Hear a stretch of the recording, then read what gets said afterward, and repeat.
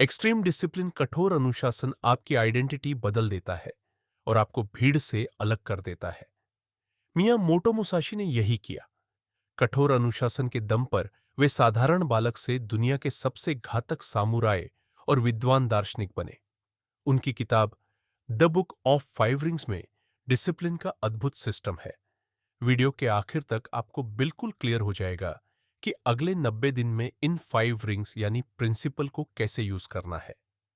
खुद को जीतने की जंग सबसे बड़ी जंग है और विजेताओं को मेरा शत शत प्रणाम।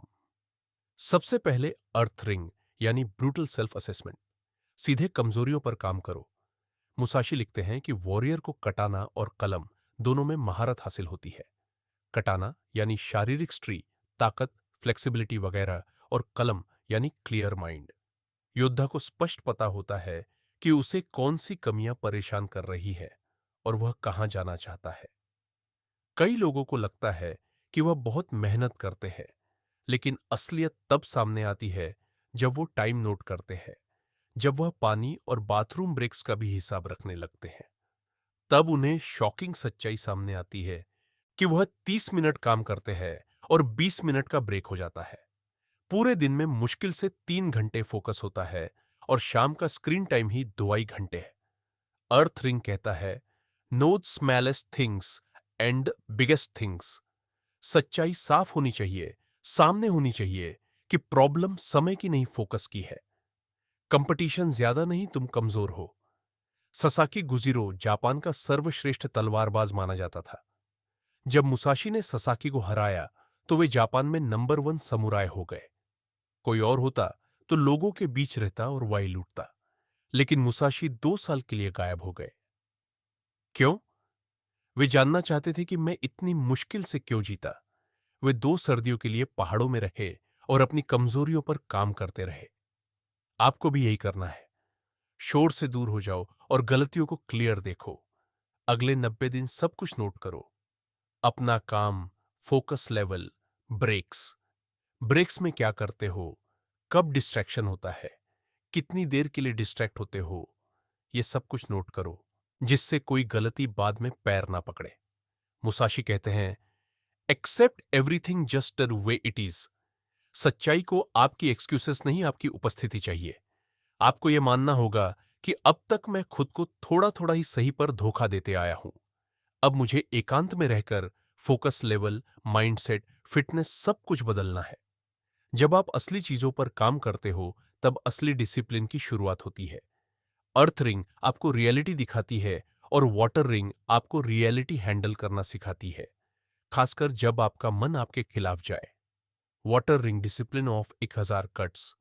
आपने बहुत अच्छा रूटीन बनाया, सोचा कि आज से सब बदल दूंगा, लेकिन 3 घंटे बाद ब्रेक लग गया। पुरानी आइडेंटिटी कहने लगी, देखो कितना कठिन टारगेट है, अपन तो पूरा नहीं कर पाएंगे। आपको क्या करना चाहिए?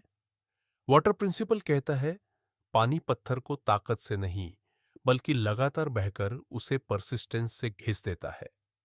प्रॉब्लम्स यानी पुरानी आइडेंटिटी से सीधा मत टकराओ। तुम भी बगल से रास्ता निकालो।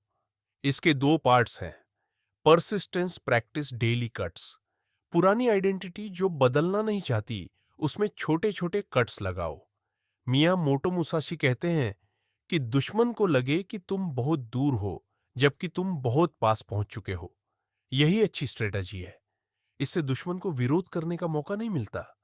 पुरानी आइडेंटिटी जब कहती है तुम 10 मिनट से ज्यादा नहीं दौड़ पाओगे, आप कहते हो ठीक है, और चुपचाप 2 मिनट एक्स्ट्रा पुश करो। आज 12 मिनट, कल फिर 12 मिनट। दुश्मन सोचता रहेगा कि कंट्रोल में तो मैं ही हूं, लेकिन आप उसे चुपचाप कमजोर करते जाते हो और अगले हफ्ते अचानक 18 मिनट दौड़ जाते हो।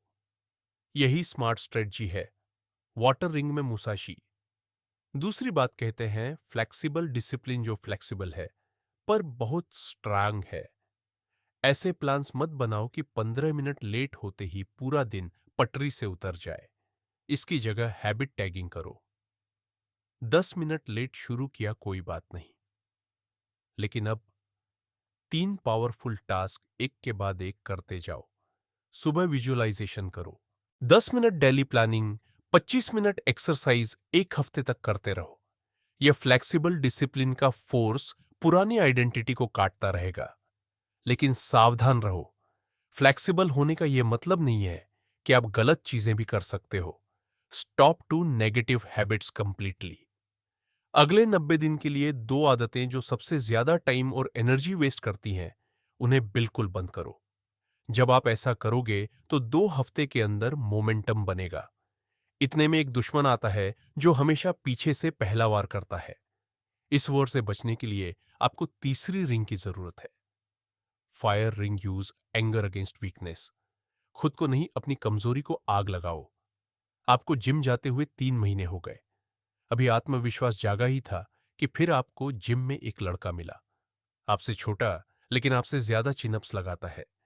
लाइब्रेरी में कोई दूसरा लड़का मिला जो कभी आपसे पीछे था, पर अब आपसे पूरे 2 महीने आगे निकल चुका है।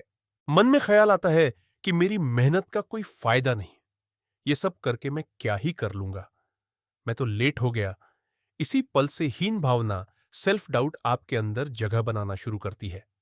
नतीजा, उस दिन काम में मन नहीं लगा, अगला दिन भी निकल गया। मुसाशी कहते हैं, यहां वॉरियर और एवरेज में अंतर हो जाता है। अधिकतर लोग खुद को गुस्से में जलाते हैं और खुद पे ही तरस खाते हैं।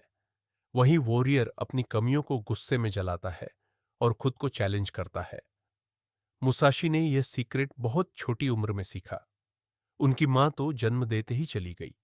जब वह 7 साल के थे तब पिता भी नहीं रहे, उन्हें अपना घर छोड़ना पड़ा।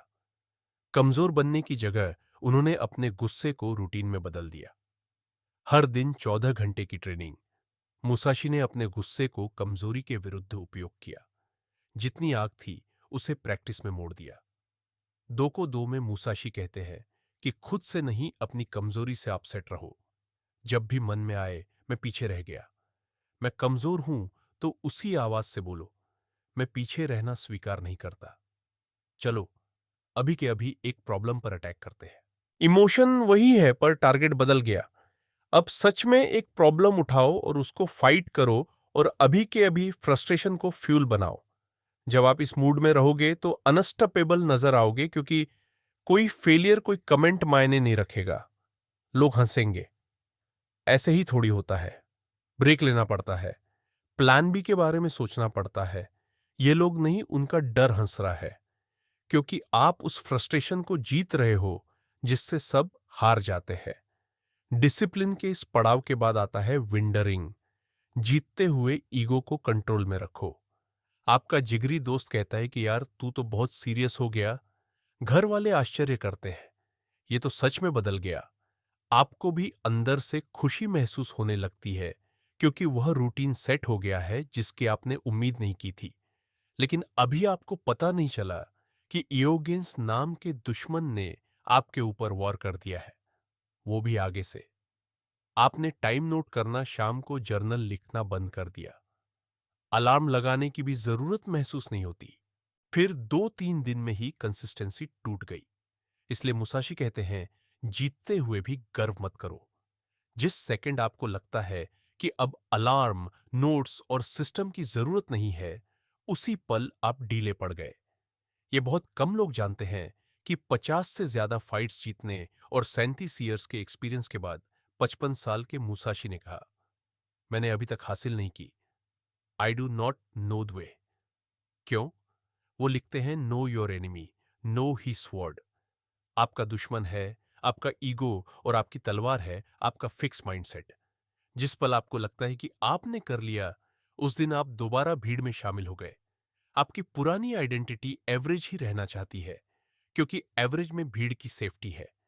डिसिप्लिन के लिए डिसाइड करो, अकेला होना चलेगा, लेकिन एवरेज होना नहीं। जीतते हुए विनम्र कैसे रहे? वे कहते हैं, जब आप दूसरों के तरीके में अच्छाई देखते हो, तभी खुद के तरीके में कमी नजर आती है, तभी सॉल्यूशंस मिलते हैं। Study widely रिफ्लेक्टिवली। मुसाशी दूसरी मार्शल आर्ट्स और स्वॉर्ड्स टेक्निक स्टडी करते रहे। उन्हें बिल्कुल जरूरत नहीं थी, लेकिन हमेशा सीखते रहे, ताकि मन में यह कभी ना आए कि मुझे बहुत आता है। डिसिप्लिन का 5वां सिद्धांत है void ring. Discipline never ends. Musashi कहते हैं कि accept reality not defeat. Discipline खुद से युद्ध है और यह कभी खत्म नहीं होता। लोग कहते हैं आज मेहनत कर लो, कल आराम करेंगे। इस गलत फहमी में लोग थक जाते हैं। मुसाशी कहते हैं सांस लेना आपके लिए संघर्ष नहीं, बस आप सांस लेते हो स्वीकार करने पर कि हां भाई हमेशा फाइट करना है। अनुशासन भी सांस जैसा प्राकृतिक बन जाता है।